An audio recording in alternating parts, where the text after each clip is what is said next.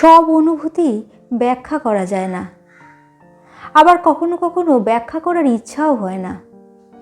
নিজেকে একা লাগা, অসহায় লাগা, ভালো না লাগা, আবার সব কিছু থেকেও নিঃস্ব মনে হওয়ার মতো যন্ত্রণাদায়ক অনুভূতি কাউকে বলে বোঝানো যায় না।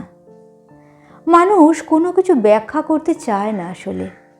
যে বোঝার সে মলিন মুখখানা দেখেই বুঝতে পারে, আর যে না বোঝার তার সামনে ব্যাখ্যা করেও কোনো লাভ নেই। যে অনুভূতির মূল্য দেয় না, মানুষ মূলত অনুভূতি তার কাছেই প্রকাশ করতে চায়। মানুষের অনুভূতি অভিমান খুবই প্রখর, যা মানুষ সবসময় আড়াল রাখে।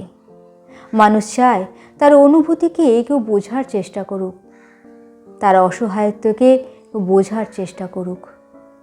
যখন মানুষ তার অনুভূতির মূল্য পায় না, তখন অকারণ নাটকীয়তার চাইতে নীরব থাকতেই বেশি স্বাচ্ছন্দ্য বোধ করে।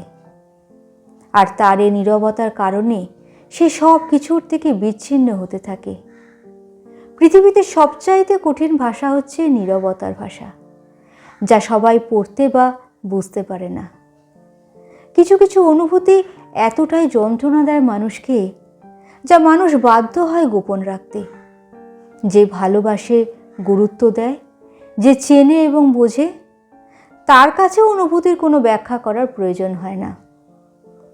যন্ত্রণাদায়ক অনুভূতি নীরবে নিভৃতে লালন করার মাঝে যে ব্যথা থাকে, সেটা সচরাচর চোখে দেখা যায় না, যা একমাত্র ভুক্তভোগী মানুষগুলোই খুব ভালো অনুধাবন করতে পারে।